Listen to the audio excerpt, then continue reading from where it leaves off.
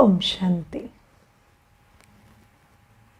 In today's Murli, Baba is revealing himself to us, and God himself, the Supreme Soul, is giving his detail, his revealing his qualities, he's revealing who he is, what he does, what he's like, how he operates. And then Baba today reminds us that you call me as Baap, teacher, Satguru. You always address me as Father, teacher and Satguru. But you don't really think that I practically carry out these roles. So when do I come and adopt you? Or how do I teach you? Or Satguru is the one who takes you back home or grants you salvation. So how do I do that? Because I am incorporeal. And what is the method I use to carry out these tasks is not revealed to anyone. But I come and tell you how I enter the body of Brahma Baba. And then in one body, two souls sit. And then through the mouth of Brahma Baba, I adopt you and I teach you and I give you the details of the beginning, middle and end of the whole drama. And then I teach you what to do to go back. And I also take you back. So it's not like Baba will teach us and leave us. That okay, now you become capable and fly on your own. No. Baba will also take us back. So Baba says, I am indeed your Father, teacher and Satguru. And then in the song today, it is said, leave your heavenly abode and come here to us. So, chhod bhi de akash singhasan ab dharti par aajare. So Baba says that children are calling out to me. And then I as the father owe it to my children to come and purify them, to come and, pull them out of sorrow, take them to happiness. So I was just wondering, you see, in the world also, we are always, when a child is there, everybody is a physical child to somebody, yes? So we are all born physically. And then there is only one person, or there are two people called parents together, and they are the only one who feel responsible for us. So, when there is an individual, then there are a set of parents, a mother and a father, and they are the only two people in the whole world who take up that responsibility to give you what you need. Yes, although they are limited by their own limitations and they are limited by their own sense of physicality, and so they look at you as a physical, being, and they take care of your physical aspects more than your spiritual aspects, or they take care of your physical aspects totally and totally neglect the spiritual ones because they are not self-aware. That's another story. But whatever they do it to the best of their knowledge and ability. Yes, and a mother and a father, a physical mother and a father, are the only two people who think it is their responsibility to take care of you, to raise you, to provide you, to nurture you, to sustain you. And then they carry out that responsibility as much as they can and as well as they can. Now, similarly, Baba says that I am your spiritual father. And Baba is the father, mother, both together. So Baba says, I am your I am your spiritual Mat Pita. And because of that, I am the one who takes this responsibility every cycle to come and purify you and come and uplift you from sorrow and take you to happiness. And you see that even inside the soul, there is a memory that this is my parent. So it is so wonderful that even when we don't know Baba, we kind of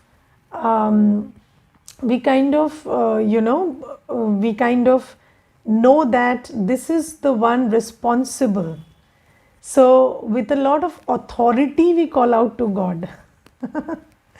we urge him, coerce him, to come, and we say, it is your duty, you come and purify us. So, people get angry also upon God that he's not uplifting us, or he's not taking care of our sorrow, or he's not, why is God sitting silently and not doing something about the state of the world? So intuitively, you can only have this kind of an authority towards your parents. So the soul also knows that this is my parent, and Baba definitely knows I am the parent. And Baba says that because you have that remembrance, that memory inside you, so you call out to me with authority. And of course, I oblige because I have to. I am the father. I come every cycle and I purify you, I nourish you, I take you from hell to heaven. So that's my duty, and I do it because I am your father.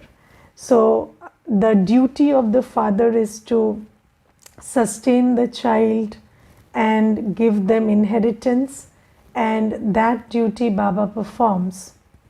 But Baba says, people always say, you are my mother and father, but they don't practically know how I perform this duty, or they do not take that sustenance and inheritance from me.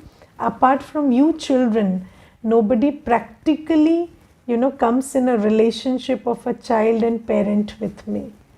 And then Baba says, I teach you, and people have shown that God has his own body in the form of Sri Krishna, and then he is sitting on a chariot and speaking the Gyan and teaching Arjun.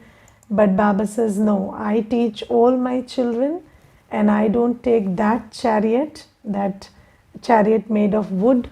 I take this chariot, which is Brahma Baba, and I speak through this body because I don't and I cannot take a body of my own. So Baba says, I cannot take a body of my own. So this is the method I adopt to teach. I don't come like it is shown in the scriptures. So the way I come is one body and two souls. So already there is Brahma Baba's soul in his body, and then I take his body on loan and I sit in his body and speak to you, talk to you. So this is the way I communicate. And then people say that it is never written in the scriptures that God comes this way. So Baba says, but in the scriptures it is written that there is Shivratri or Shiv Jayanti, and then you understand that Shiva comes. But then if Shiv Baba doesn't have a body, how does he come? So that is the question. So the scriptures say that Nirakar incorporeal God comes, but they do not specify how he comes. So I tell you how Nirakar comes. He takes a body on loan. And today Baba gives very interesting, and there is a word in Hindi, Ramneek, and I don't know if there is an accurate translation for Ramneek, but Baba gives many Ramneek details today, so entertaining and interesting details today. And then Baba says today that I enter Brahma Baba's body, and this is the body that I take on loan. So I do not have any ownership over this body. And then Baba gives an example that if the house is damaged, then the person staying on rent is unaffected. So the owner feels a sense of loss. So Baba says, when there is coughing in this body, then Brahma Baba feels the pain. I don't feel the pain because this is not my body. I am living on rent. So Baba gives this interesting example, and Baba describes himself in 3 words today. Baba says, so Baba, of course, he uses many words. He says, I am the ocean of knowledge, purifier, ocean of bliss, all that is there. But Baba uses these 3 words which he doesn't use usually. He says, I am a bhokta, I am a sochta, and I am karan karavanhar. So I am abhokta. Now this abhokta means, in English it is translated as, Baba says, I am free from the result of karma. Abhokta. Now in the Murli, when you look deep into it, abhokta is explained very well. So Baba says, this body is a body of karmic bondage. Yes, this body that you have as a soul is a body of karmic bondage. Now, we understand these things very differently other times, but today I felt a lot of clarity about what Baba means by this is a body of karmic bondage. So you see, there is so much karma you have to do just to keep the body alive. Yes, there is so much karma that goes into keeping the body alive. So Baba gives the example of bathing today. So Baba asks, does Shiv Baba take a bath? And then the children replied, Bap Dada takes a bath. So you know, Brahma Baba and Shiv Baba both take a bath. So Baba says, I don't have a body, I don't need a bath. I never get unclean. I do not engage in any activities in the lavatory. So I don't have to clean the body. I don't have a body, I don't clean the body. So you know, Baba is abhokta. Baba doesn't need to drink, eat, bathe, you know, breathe, earn, cook, nothing. So Baba is abhokta. And then Baba explains this very interestingly, that you always have a body of your own, and that body is your karmic bondage. And if you do good karma, you get a body according to that, and if you do bad karma, you get a body according to that. Yes, now just think about it. In Satyug also we will have a body, but that body will not require this amount of maintenance. So the kind of maintenance that this body requires today, will not be the kind of maintenance our Satyugi body will require. And also the ease of procuring the elements of maintenance will be a lot. So in Satyug, you will not need to labor so much to earn. So things will be available to you. So that's a result of our good karma at this time. Otherwise, this body is a result of our karmic bondage. So obviously, we have had 63 births of Vikarma. And now you see, depending on our karmic bondage, we all have bodies which require lesser or more management and maintenance. Yes, and then even our minds are a product of karma. Our relationships are a product of karma. So, do you understand the amount of spiritual energy that needs to be devoted into maintaining the body, the mind, the relationships, or what we call life and our circumstances? So, in Satyug, you will not have to spend so much of spiritual energy into it. And it will not be a burdensome task. And Baba says, I am abhokta. I don't have a body.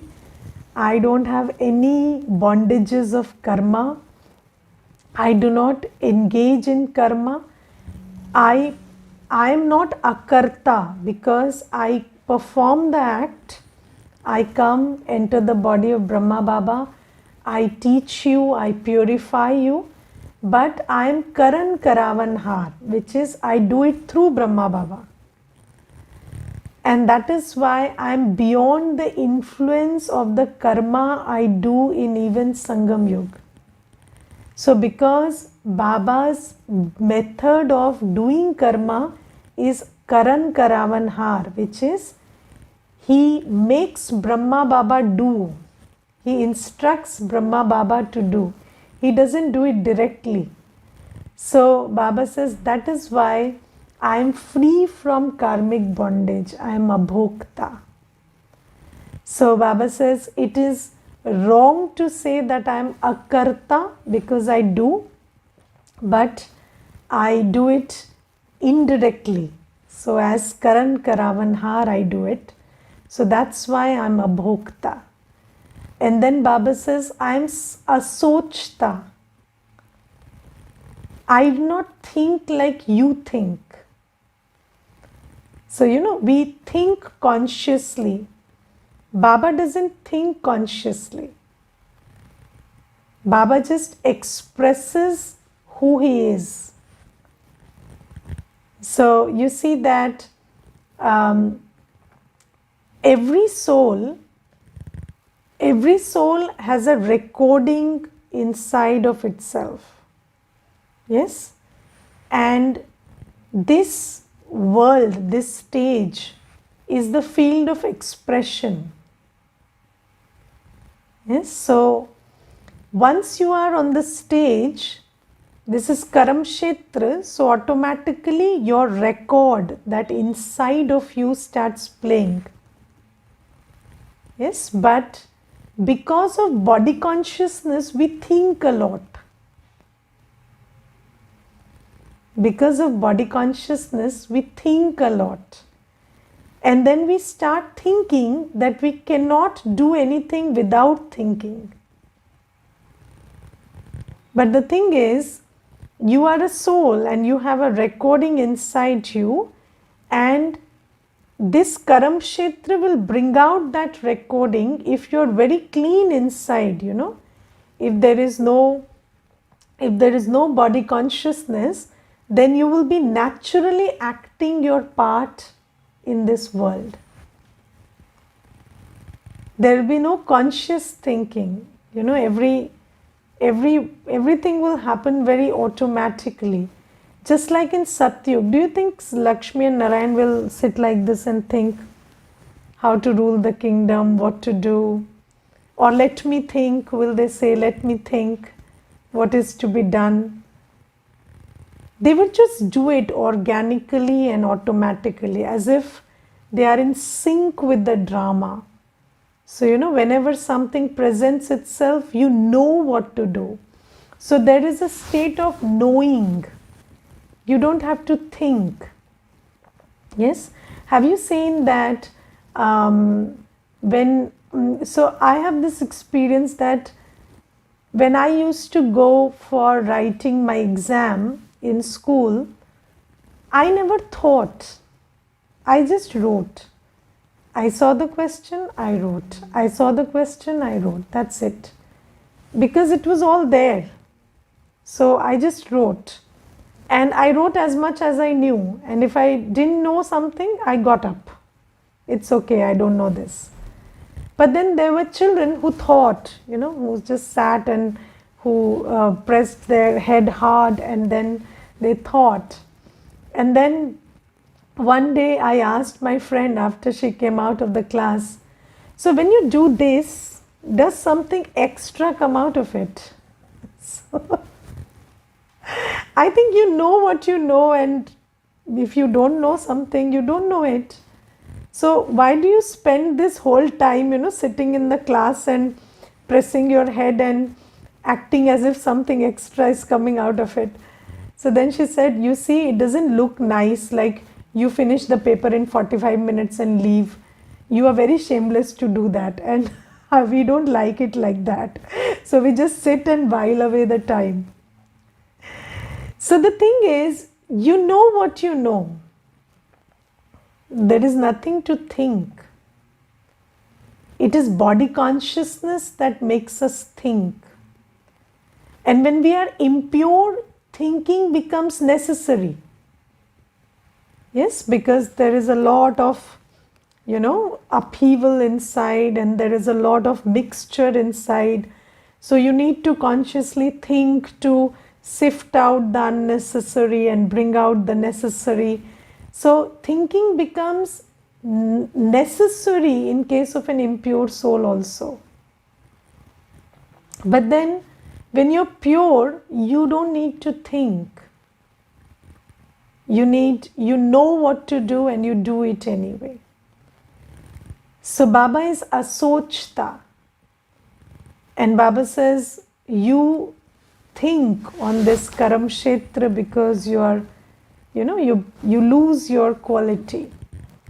And then Baba says that, so Baba is giving us a lot of insight into himself. And then Baba today says that anyways, every soul has sanskars. And Baba says, I am also supreme soul and I have my own sanskars. And I have the sanskar of being your father, teacher and Satguru. Yes, that's also a sanskar in Baba. And then that sanskar, pulls Baba to come and take care of us, right? And then there's the sanskar that Baba is the ocean of knowledge, Baba is the purifier. So Baba says, my sanskars drive me to do what I do. And if you see, every person that we see, and in case of ourselves also, who are we? I am a soul. And I also have my sanskars. But right now, I don't have one set of sanskars, I have lot of set of sanskars. Because I have been in the soul world, I have been in Satyug, I have been in Treta Yuga, I have been in Dwapar Yuga, I have been in Ravan Rajya. So I have lot of sanskars. And then Baba says that I have only one sanskar. So Baba doesn't have the light and the dark. Baba is ever pure. So Baba just comes and expresses in sanskar. And today I was thinking, so you see, I am a soul and I also operate through sanskars. But the thing is, I have to make choices about which sanskar to operate with. So sometimes my impure sanskars are driving me. Yes. Sometimes Baba Shrimat is driving me. And sometimes my sanskars of perfection are driving me. Have you seen that?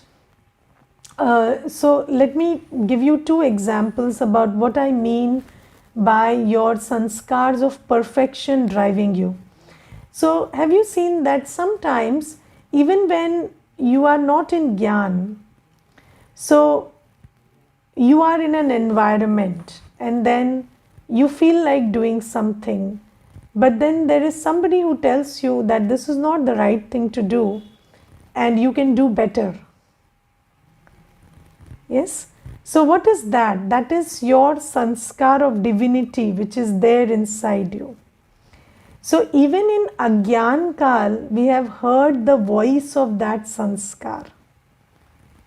Correct? So Baba says, you also are a soul, and it is your inner forces, and also now that we receive Baba's Shrimat from the, as an external thing. So sometimes my Ravan Rajya sanskars are driving me, sometimes Shrimat is driving me, sometimes my original sanskars are driving me. And also, when Baba talks about peace, Baba talks about spiritual love, Baba talks about royalty, divinity, purity, then do we all understand that similarly? So is my understanding of purity the same as yours? No. We all understand purity differently. We all understand divinity and royalty differently. We all understand peace differently. Why? Because we only understand, so Baba activates our pure sanskars, right? The original ones. But just like, we are all vicious, but we are differently vicious. So even when we are virtuous, we are differently virtuous. We are not the same. We have different flavors. So we are all tasty, but then the flavor is different. And now we are all bland and sour and bitter, but then the flavor is different. So Baba says that, we are, even in Satyug, even when we are in our original sanskars, we have a variety. So we are all, so the mix of purity, peace, love, happiness, bliss, power, inside every Satyugi soul will be a different combination. And if you know the theory of permutation and combination, then you understand that out of 7 things, you can have so many permutations, combinations. And then you can put them in different mixes, and that's how Satyug is designed. So when we come in contact with Baba and we start understanding our originality, our divinity, our purity, even then inside of us the note that we hit is different. So our original frequency is also different. So Baba says that all you have to do is you understand that just like I am a soul and I am a certain soul, I am a supreme soul, and then my frequency is what? I am the ocean of purity, ocean of knowledge, I am the purifier, I am the I am the one with a big heart, benevolent, kalyankari. So similarly, you are also my child, and just try to keep understanding how you are, and slowly, gradually, you will hit your original note. And this is how Baba, by coming in contact with us, he releases that part of us, through that sankarang. He just makes us reach that resonance within me, which I had not touched for very long. So Baba is teaching us and clarifying today who is he, how he operates, and how when he comes, he makes contact with us, and in his company we start. So Baba acts like a mirror, and in that mirror we start seeing our face, but because each of our faces is different, so we see a different face. So, the mirror is the same, but every individual looking at the mirror will see a different face because they have a different face. So, every soul also is a different soul. So, you have your own resonance that is very individual to you. And when you start coming in contact with Baba, who is like the mirror, so you start seeing your original resonance in it. So there are lots of other things also in the Murli which Baba tells about himself, which is like, I come at the confluence age because I come to elevate. So people say that God comes in every yuga, but Baba says, what will I do if I come in the Dwapar Yug? Will I create Kali Yug? So after Dwapar Yug, Kali Yug comes. So Baba says, you must apply some logic. Yes, and understand that when Baba is the purifier, Baba is the one who changes the world to heaven, he must come at a confluence, when hell is giving away to heaven. At that time, it makes sense for Baba to come. And then Baba today says that Baba also makes us understand, because he's the ocean of knowledge. He tells us that in Satyug, everybody is sweet. So in Satyug, you don't have any trace of anger inside you. So when you start thinking about it, you start hitting that note inside you which is sweet. But not everybody is the same sweet. So there are so many varieties of sweet. There is banana sweet, there is mango sweet, there is sugar sweet, there is jaggery sweet.